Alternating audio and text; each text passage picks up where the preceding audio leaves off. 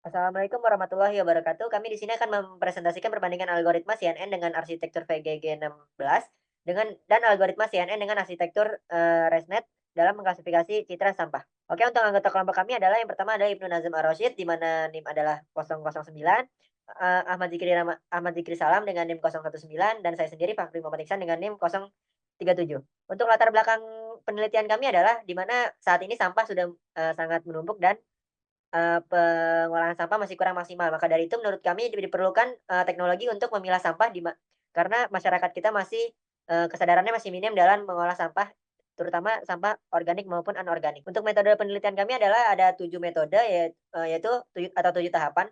Yang pertama adalah pengumpulan data, pre-processing data, pembagian data, penggunaan arsitektur CNN, kompilasi dan pelatihan model, evaluasi model, dan terakhir adalah analisis hasil.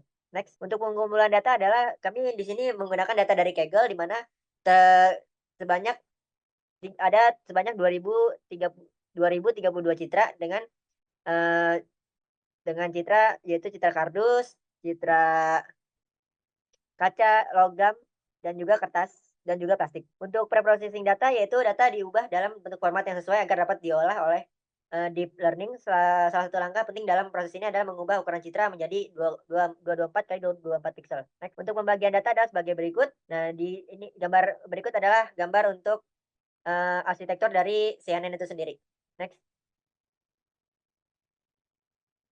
Selanjutnya adalah kompilasi dan pelatihan model.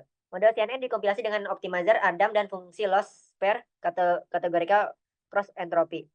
Pelatihan model dilakukan dengan data pelatihan menggunakan batch size yang sesuai dengan jumlah epoch yang optimal. Selanjutnya adalah evaluasi model, di mana dalam penelitian ini evaluasi dilakukan dengan menguji model yang telah dilatih pada data uji menggunakan metode confusion matrix. Yang berikutnya adalah analisis hasil. Hasil dari kedua arsitektur CNN dibandingkan dalam hal akurasi, klasifikasi, dan metrik evaluasi lainnya dan dilakukan analisis terhadap masing-masing kekurangan dan kelebihan arsitektur dalam konteks klasifikasi sampah. Selanjutnya akan dijelaskan oleh Ibnu Nazim. Baik, selanjutnya adalah bagian hasil dan pembahasan, dan ini merupakan hasil persiapan datanya. Dapat dilihat di sini untuk contoh data set yang kita ambil. Boleh di next. Dan ini merupakan hasil train and fall arsitektur VGG16 dan train and fall loss untuk arsitektur VGG16. Dapat dilihat di sini untuk akurasinya meningkat seiring berjalannya epoch, dan untuk lossnya menurun seiring berjalannya epoch. Boleh di next. Dan ini sama seperti sebelumnya, mirip-mirip.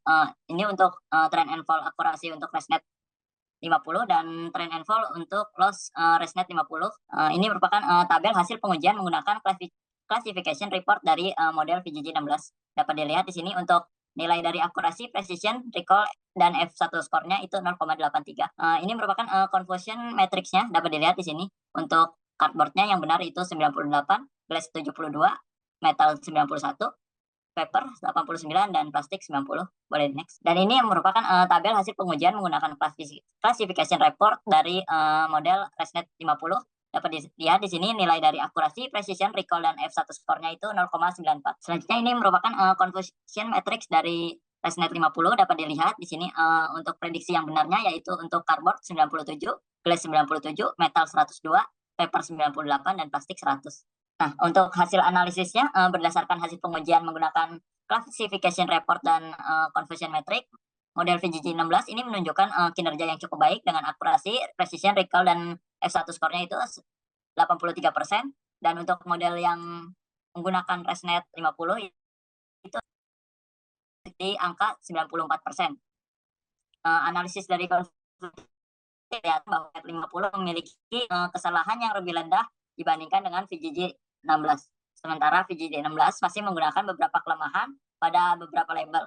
ResNet 50 mampu menangani semua kelas dengan baik, menghasilkan prediksi yang lebih akurat dan konsisten. Secara keseluruhan, meskipun VGG16 cukup baik dalam klasifikasi data, ResNet 50 menunjukkan performa yang superior dengan nilai matriks yang lebih tinggi dan hasil prediksi yang lebih akurat, membuatnya lebih cocok untuk tugas klasifikasi dengan persyaratan akurasi tinggi.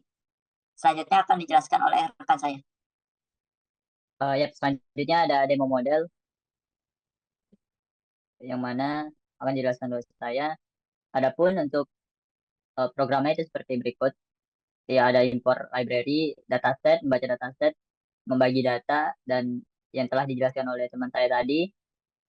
Dan di sini kita akan mengetes modelnya, mempredik gambar, di mana di sini kita langsung mempredik sekaligus banyak gambar. Di sini kita menggunakan model VGG, yang di mana pada gambar berikut ada eh, labelnya dan tingkat keyakinannya. Di sini masih terdapat beberapa yang salah ya, salah seperti ini. Eh, Gelas diprediksi oleh plastik. Lalu untuk ResNet, di sini kita menguji modelnya itu seperti berikut. Ya, mirip-mirip dengan yang VGG, namun di sini tingkat akurasinya lebih tinggi.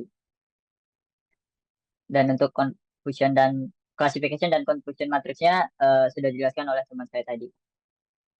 Selanjutnya, yaitu ada kesimpulan yang dimana berdasarkan temuan ini dapat disimpulkan bahwa model VGG 16 dan ResNet 50 itu memiliki kinerja yang berbeda dalam tugas klasifikasi, yang dimana model VGG 16 itu dia menunjukkan kinerja yang cukup baik, dapat dilihat dengan nilai akurasi, precision, recall, dan advance score-nya itu sebesar 83%.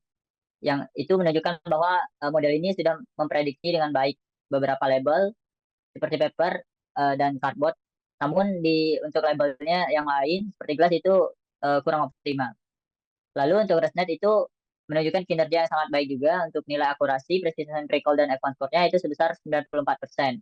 Nah, ini menunjukkan bahwa performanya konsisten tinggi di semua label dan tingkat kesalahannya itu lebih rendah dibandingkan VGG 16. Oleh karena itu, eh, ResNet 50 ini lebih cocok untuk tugas klasifikasi dengan persyaratan yang akurasinya tinggi. Performa yang unggul dalam semua metrik utama menjadikannya pilihan yang lebih baik untuk aplikasi yang membutuhkan prediksi yang sangat akurat dan andal. Ya, mungkin itu saja yang bisa kami presentasikan. Lebih kurangnya mohon maaf. Wabillahi taufiq wal hidayah. Wassalamualaikum warahmatullahi wabarakatuh.